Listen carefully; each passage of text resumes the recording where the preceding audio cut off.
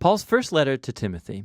Paul spent many years traveling about and starting new churches, and he developed a large team of co-workers in this mission. Timothy was one of these.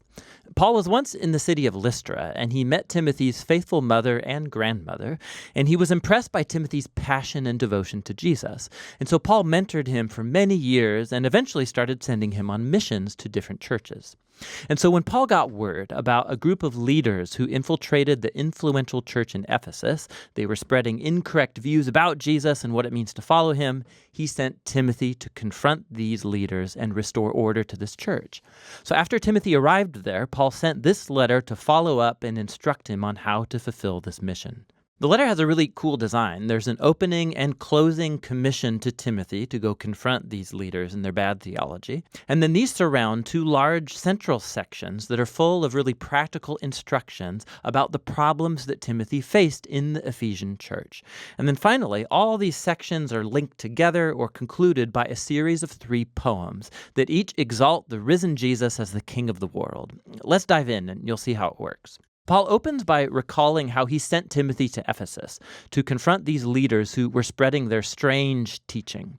And he describes how these guys are obsessed with speculating about the Torah, specifically the early stories and genealogies in the book of Genesis. And as we'll see, they had developed all kinds of weird teachings about food and marriage and sex that weren't consistent with the teachings of Jesus or the apostles. He even names some of these people, Alexander and Hymenaeus, and he describes how their teaching has divided the church, it's generated controversy.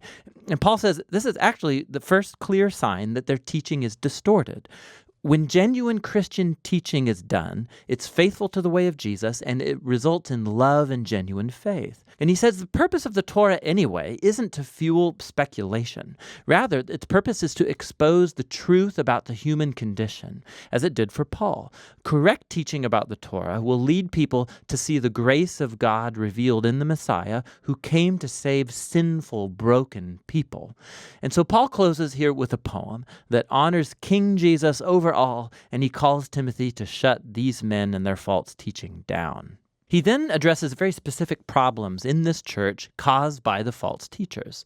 First of all, he calls Timothy to hold regular church prayer gatherings, to pray for the governing leaders of Rome and for peace, because peace in the land, it creates an ideal setting for Jesus' followers to keep spreading their message about the God of peace, who wants all people to be saved, the God who sent Jesus as the only mediator to give his life as a ransom for all. In contrast to the false teachers, Paul reminds Timothy that God wants to rescue the whole world, and prayer is going to keep this at the forefront of their minds. Paul then addresses problems related to men and women who are being influenced by these corrupt leaders in Ephesus. So he first shuts down a group of men who are getting drawn into angry theological disputes started by the teachers. He says these guys should learn how to pray. Then he confronts a group of wealthy women in the church who were treating the Sunday gathering like a fashion show. They were dressing so upscale that they would shame most of the other people who couldn't afford such a wardrobe.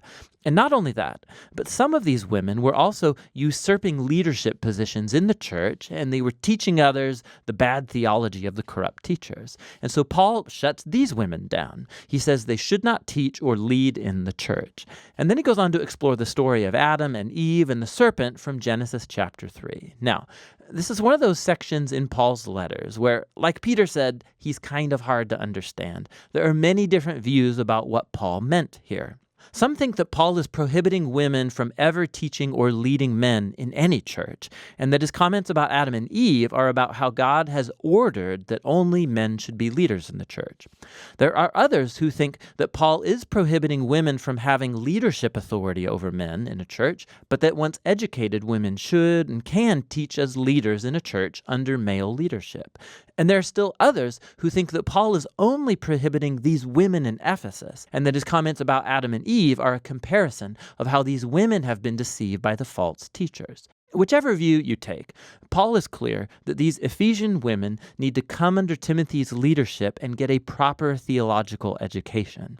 And the goal is to help them grow so that they could one day become like the outstanding female ministers that Paul mentions in his other letters, like Phoebe or Junia or Priscilla.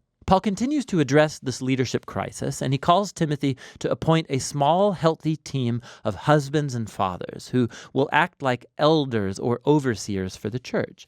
These should be men of outstanding character and integrity, and they will work alongside a team of deacons. It's a Greek word that means servant. And these are men and women who actually lead and do the ministries of the church, and they are to have the same kind of character as the elders. And all together, these people should be known for healthy relationships in their families, because that will demonstrate their ability to lead in the church, which is God's family. And the way of life that they live all together, it's consistent with the story about Jesus, which is explored in the closing poem, about his incarnation, his death, his resurrection, his exaltation as king, and then the spread of his new family throughout the whole world. Paul's second body of instructions for Timothy are, again, very specific to the problems caused by these bad leaders. So he first corrects their bad theology. They've been telling people to stop eating certain kinds of foods, most likely meat, and to stop getting married, which Paul thinks is ridiculous. So he goes to Genesis 1, and he reminds Timothy that God's entire creation is very good, including food and marriage. It is all to be received with gratefulness by those who know and give thanks to the Creator. Paul then moves on to address problems about the church's care of widows. So this very important ministry was being taken advantage of by younger, wealthy widows, most likely the same troublemaking women from chapter 2. They would sign up for the church's support, but then spend their days sleeping around, spreading gossip, and damaging the church's reputation in the city. Paul is having none of it. He says that only older widows that have no other family support qualify, and for these, the church should show the love and generosity of Jesus. Paul then addresses problems among some older men in the church, and Timothy is to respect their age but not their misbehavior, which seems to be alcohol-related. They're damaging the church's reputation in Ephesus. And so Timothy is in love to confront them and have them step down if they're in leadership. And then Paul adds this interesting side note that this doesn't mean that Timothy himself should never drink. Given his stomach problems, he should probably have a glass of wine each night with dinner. Paul then addresses a problem among Christian slaves. Some of them were disrespecting their Christian masters. And so, yes, the gospel creates equality among Jesus' followers. However, Paul thinks that equality needs to be implemented in a strategic way that doesn't compromise the mission and witness of the church. If Christians become associated with slave rebellions, they are compromised. The Christian transformation of the Roman household had to be implemented strategically so that their neighbors could be persuaded and not repulsed by this new vision of God's family. Finally, Paul closes the letter by calling Timothy again to confront the corrupt leaders. Paul here exposes their motives to make lots of money by accumulating followers and then charging them all high rates for their teaching. These teachers betray Jesus and his message of contentment and simple living. And so Paul instructs the wealthy Ephesian Christians to become rich in good works and generosity, to be people who submit all of their resources to King Jesus, and he's the one who inspires the final poem about how he is the true king above all other kings. 1 Timothy is a really important letter. It helps us gain a holistic vision of the nature and mission of the church. So what a Jesus community believes will directly shape how that community lives and behaves in its city. And so its theology, its beliefs have to be constantly critiqued and formed by the scriptures and the good news about Jesus. And how the church is perceived in public is also very important to Paul. Christians should be known as people who are full of integrity, known for good works, known for serving the poor and the most vulnerable, all out of devotion to the risen King Jesus. And that's what 1 Timothy is all about.